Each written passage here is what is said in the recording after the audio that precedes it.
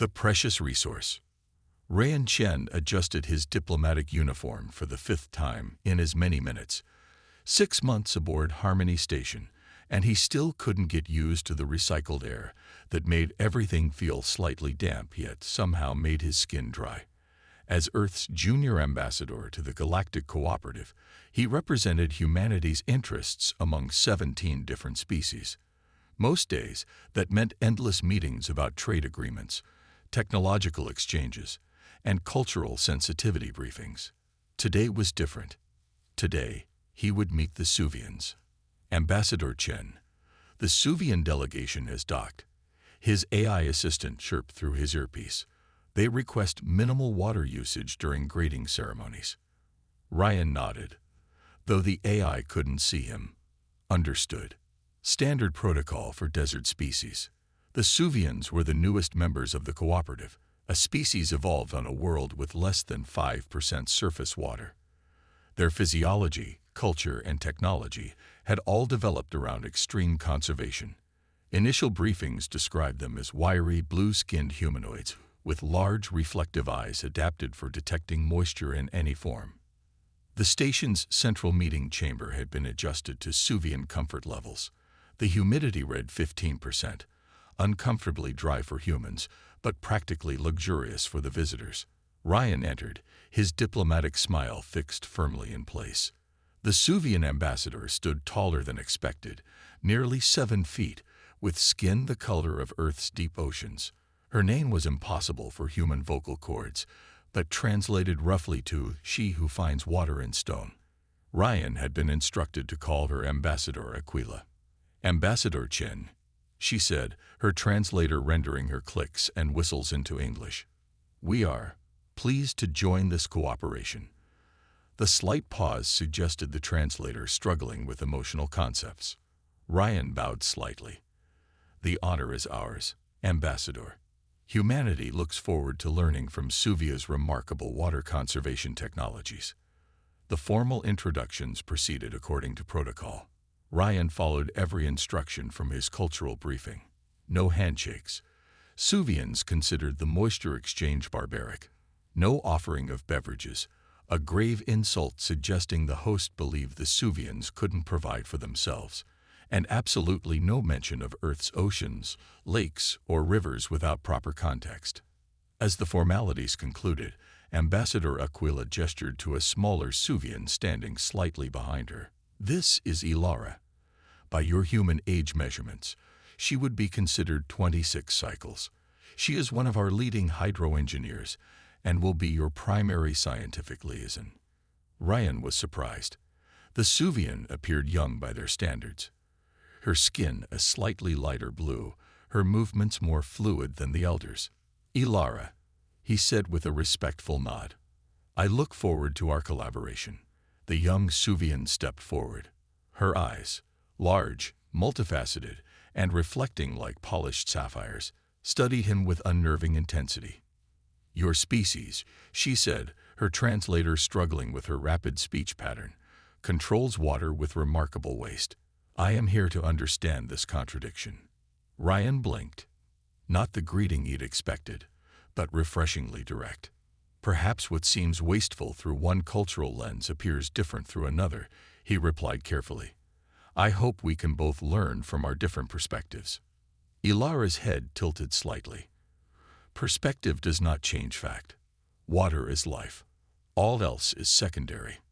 And with that introduction, Rayan knew this assignment would be unlike any diplomatic posting he'd experienced before.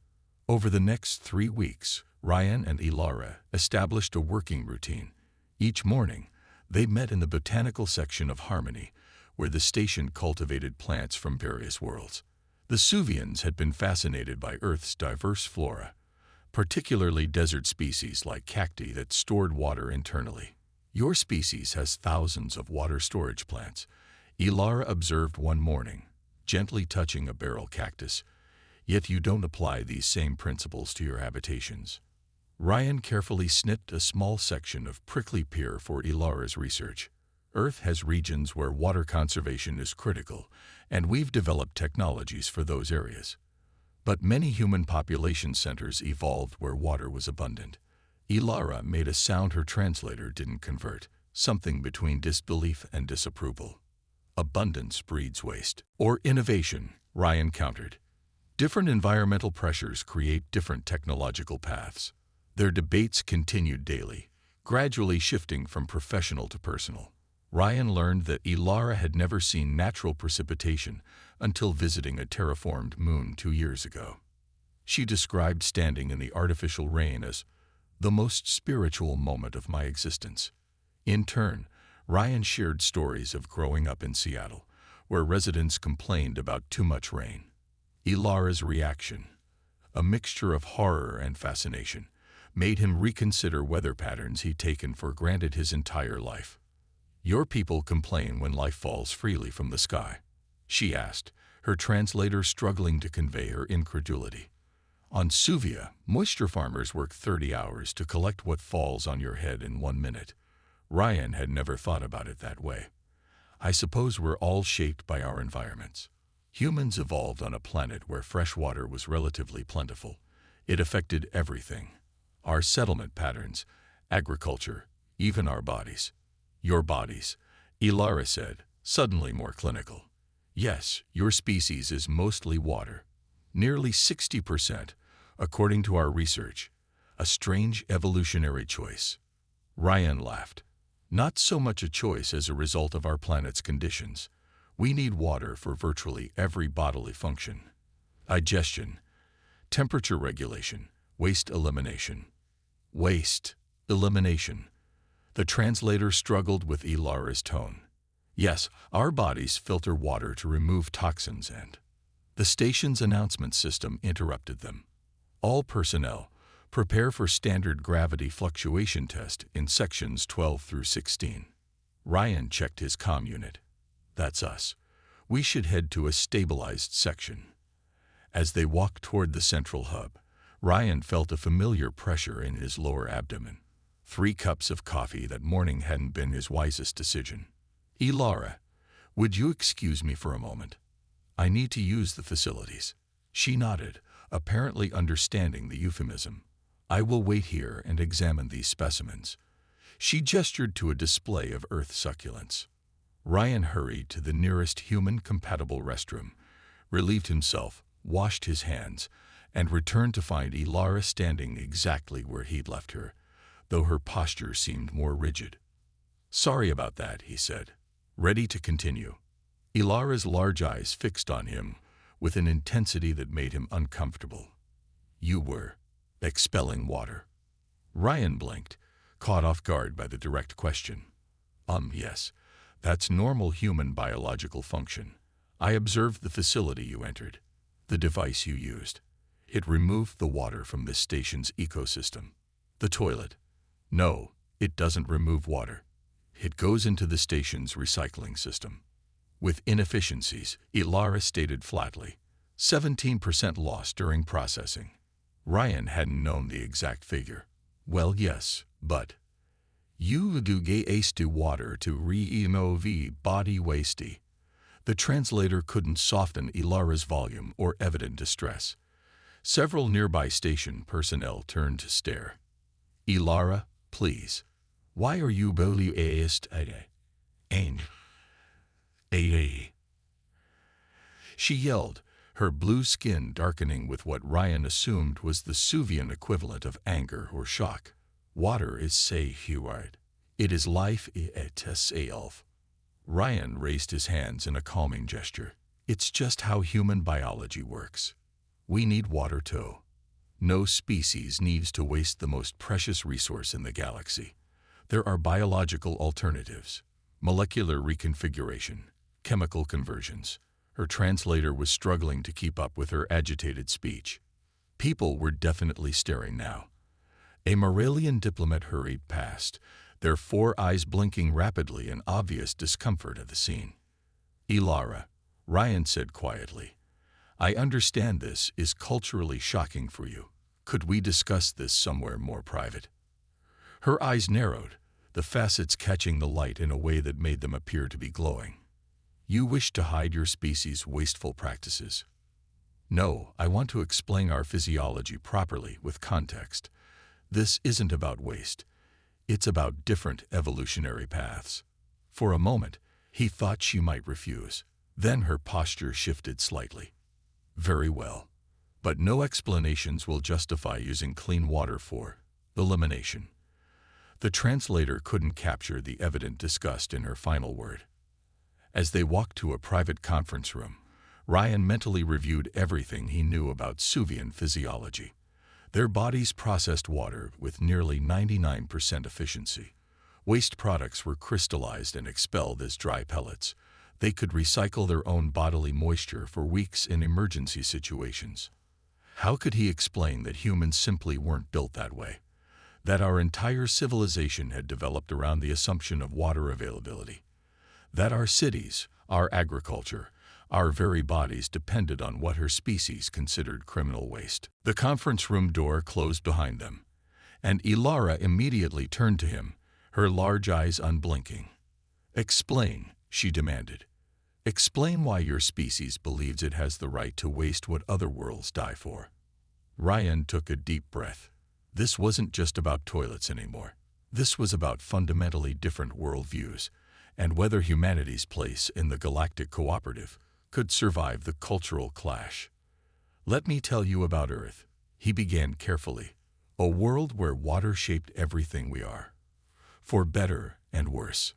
When worlds collide." For 2 hours, Ryan tried to explain human physiology to an increasingly skeptical Ilara. He pulled up diagrams of the human digestive and excretory systems, showed her Earth's hydrological cycle, and demonstrated how the station's advanced recycling systems recovered nearly all water used in human facilities. But the inefficiency, Ilara insisted, her translator rendering her voice with a hint of exasperation. "Even with your technology, you lose water that could sustain life." Ryan ran a hand through his hair. "Our bodies evolved in an environment where water conservation wasn't the primary survival pressure. We can't change our basic biology. Yet you expect other species to accommodate your wasteful practices when you join galactic society." Ilara's eyes reflected the conference room lights in fractured patterns. On Suvia, using potable water for waste removal would be punishable by exile. "I understand that cultural difference," Ryan said gently, "and I respect how your society developed technologies to maximize every water molecule. But different evolutionary histories mean different biological necessities." Ilara made a clicking sound her translator didn't convert. She turned away, staring at the station schematics displayed on the wall. "Your oceans," she said finally. "We've studied your planet remotely. The vast bodies of salt water that cover most of your world. Useless for drinking or agriculture without extensive processing." Ryan nodded. "Yes, about 97% of Earth's water is salt water. Yet you evolved to require fresh water, which comprises only a tiny percentage of your planet's resources." She turned back to him. "That seems inefficient design." Despite the tension, Ryan smiled. "Evolution isn't about optimal design. It's about what works well enough in a specific environment. Humans evolved in regions with access to fresh water. Those who couldn't find it simply didn't survive to reproduce." Ilara's posture shifted subtly. Something Ryan had learned indicated deep thought among Suvians. "Perhaps," she said slowly, "I have approached this incorrectly. I assumed universal principles when I should have considered environmental context." It was the closest thing to a concession Ryan had heard from any Suvian. "Water shapes cultures as much as it shapes biology," he offered. "On Earth, some human societies developed elaborate conservation methods similar to Suvia's. Others built massive irrigation projects to move water where they needed it. Our relationship with water varies dramatically depending on where and how we live."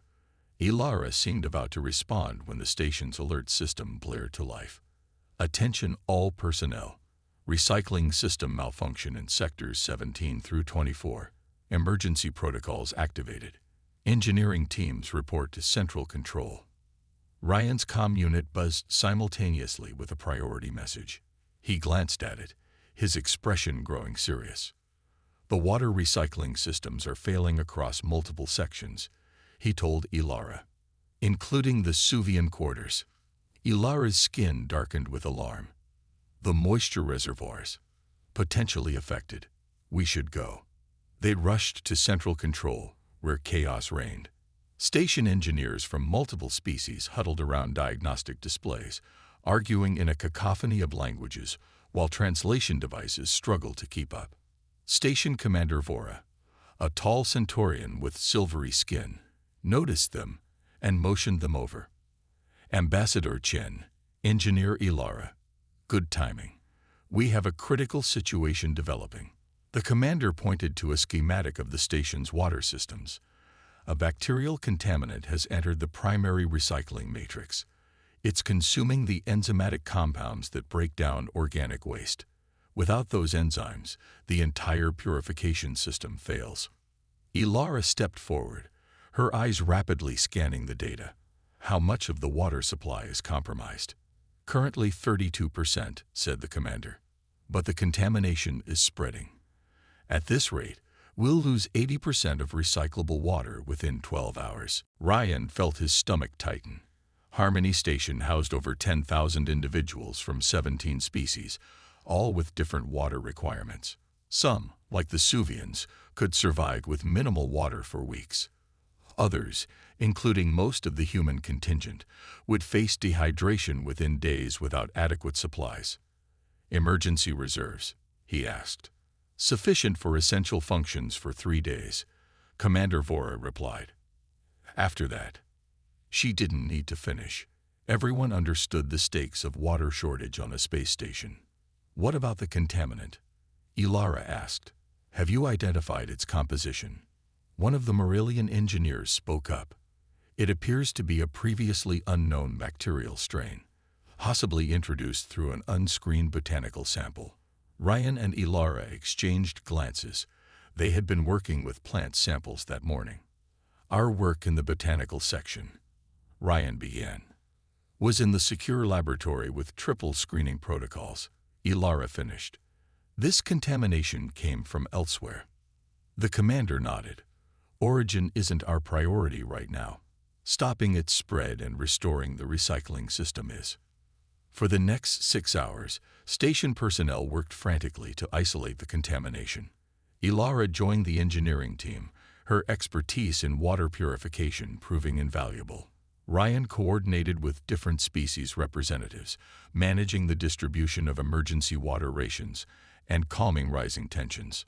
During a brief respite, Ryan found Ilara in an auxiliary lab, analyzing samples of the contaminant. Any progress? He asked, offering her a sealed container of Suvian electrolyte solution, their equivalent of a water ration. She accepted it with a grateful nod. Some. The bacterium is remarkably adaptive.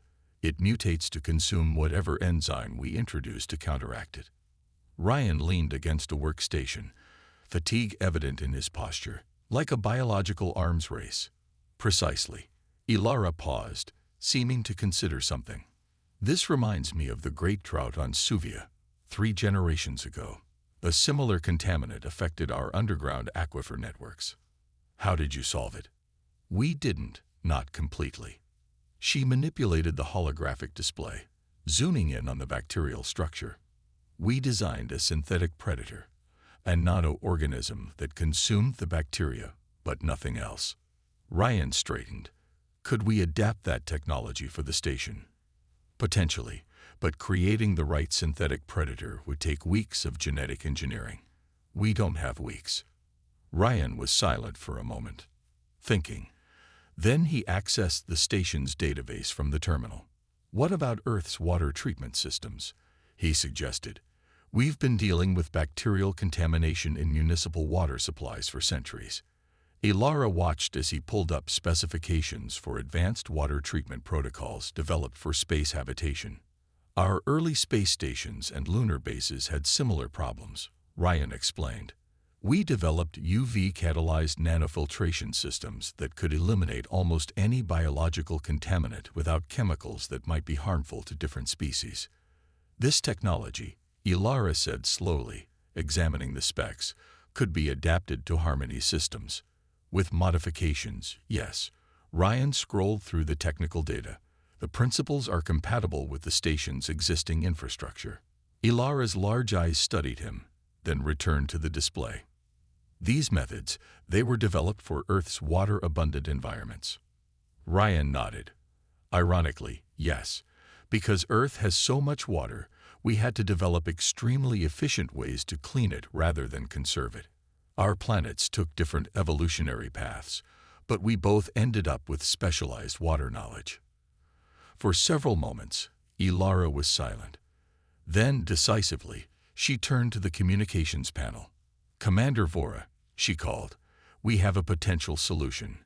Request immediate conference with the engineering team." 18 hours later, the crisis had passed.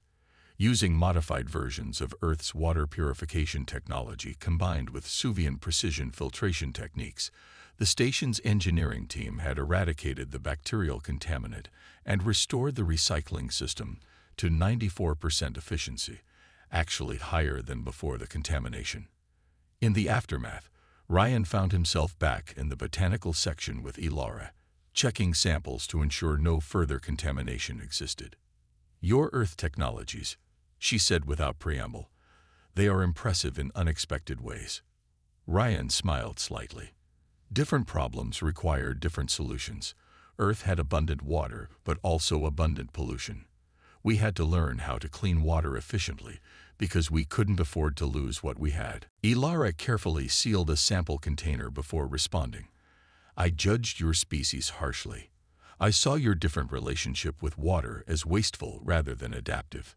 And I hadn't fully appreciated how deeply water conservation is woven into Suvian identity," Ryan admitted. "It's not just about survival for your people. It's spiritual, cultural." Yes, Ilara's skin shifted to a deeper blue, which Ryan had learned indicated deep emotion. Water is life. This is not just a saying for us. It is fundamental truth. To see it used for waste disposal, she paused. "It violated everything I was taught." Ryan nodded in understanding. Cultural shock works in both directions. When I first learned that Suvians can recycle their own bodily moisture for weeks, it seemed almost impossible to me. "Different worlds, different adaptations," Ilara said, echoing his earlier words. "But perhaps compatible technologies." She turned to face him directly, her reflective eyes serious. "The crisis revealed something important. Your species' relationship with water-produced innovations mine never considered, and ours developed conservation methods yours never needed. Together, more effective than either approach alone," Ryan agreed. "Yes."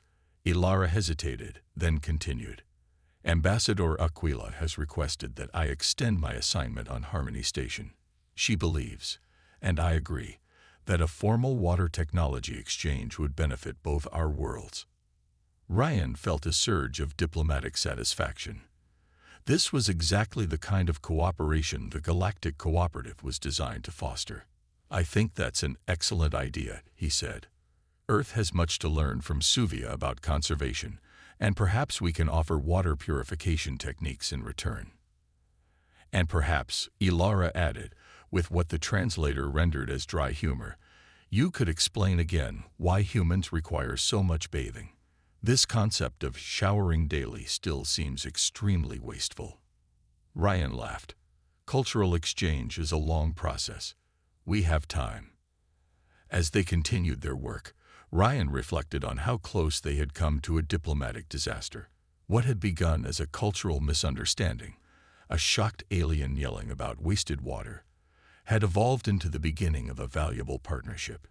Different worlds, different values, different biological necessities. Yet common ground existed if you knew where to look for it. 2 weeks later, when the first shipment of Suvian molecular water reclamation technology arrived at Earth's orbital station, alongside Earth's advanced UV purification systems bound for Suvia, Ryan couldn't help but smile at the memory of Ilara's horrified face when she first witnessed a human bathroom break. Sometimes the path to galactic cooperation ran through the most unexpected territories, even the humble toilet. As humanity continued its integration into the wider galactic community, such cultural clashes would inevitably recur. But as Ryan had learned, with patience and mutual respect, even the most fundamental differences could become bridges rather than barriers. After all, whether your planet had oceans or deserts, whether your body was 60% water or could crystallize waste without moisture loss, one universal truth remained.